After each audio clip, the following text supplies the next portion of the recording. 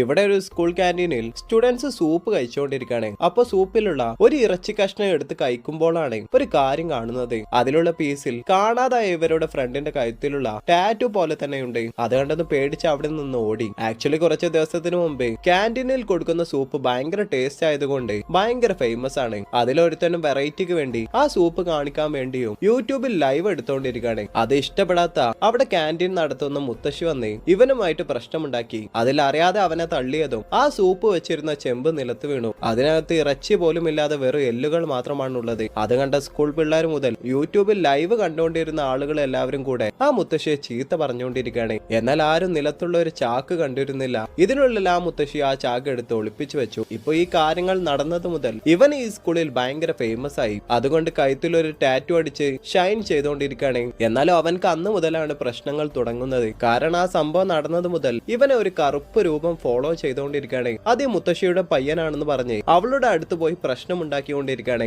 അതും വീഡിയോ എടുത്ത് ലൈവ് പോയിക്കൊണ്ടിരിക്കുകയാണ്. അപ്പോഴാണ് ആ ക്യാൻറ്റീനിൽ ജോലി ചെയ്യുന്നയാളും ആ മുത്തശ്ശിയുടെ മകൻ മരിച്ചിട്ട് 1 മാസമായി, അവന്റെ തല പോലും കിട്ടാതെ അവൾ നല്ല വിഷമത്തിലാണ് എന്ന് പറഞ്ഞു. ആ മുത്തശ്ശി മകന്റെ ഫോട്ടോ കയ്യിൽ വെച്ച് കരഞ്ഞുകൊണ്ടിരിക്കുകയാണ്. അത് വീഡിയോയിൽ കണ്ടതും എല്ലാവരും ആ മുത്തശ്ശിയെ വിട്ടിട്ട് ഇവനെ ചീത്ത പറയാൻ തുടങ്ങി. മനഃപൂർവ്വം അവളെ മോശക്കാരിയാക്കാൻ ചെയ്തതാണെന്ന് പറഞ്ഞു. സോ അടുത്ത ദിവസം മുതൽ സ്കൂളിൽ ഭയങ്കര ഫേമസ് ആയിരുന്നവനെ തന്നെ ആ സ്കൂളിൽ നിന്ന് പുറത്താക്കി. ആ ദേഷ്യത്തിൽ മുത്തശ്ശിക്ക് ഒരു പണി കൊടുക്കാമെന്ന് പറഞ്ഞ് ഒരു പൂച്ചയെ കൊണ്ടുവന്ന് സൂപ്പിലിട്ടു. അവളെ പെടുത്താമെന്ന് വിചാരിച്ച് ക്യാൻറ്റീനിലേക്ക് വന്നു. ആ മുത്തശ്ശിയെ ഒളിപ്പിച്ചു വെച്ച ചാക്ക് കണ്ടു. അത് ഓപ്പൺ ചെയ്ത് നോക്കിയാൽ ആ മുത്തശ്ശിയുടെ മകന്റെ തലയാണ് അതിനകത്ത്. അവസാനമാണ് അറിയുന്നത് ആ മുത്തശ്ശി തന്നെയാണ് അവനെയും കൊന്ന് സൂപ്പ് വെച്ച് ഇത്ര കാലമായിട്ട് സ്കൂൾ പിള്ളേർക്ക് വിളമ്പി കൊടുത്തോണ്ടിരുന്നത്. ക്ലൈമാക്സിൽ നോക്കിയാൽ ഇവൻക്ക് സത്യങ്ങൾ മനസ്സിലായതും ഇവനെയും സൂപ്പ് വെച്ച് ആ പിള്ളേർക്ക് തന്നെ വിളമ്പി കൊടുത്തു.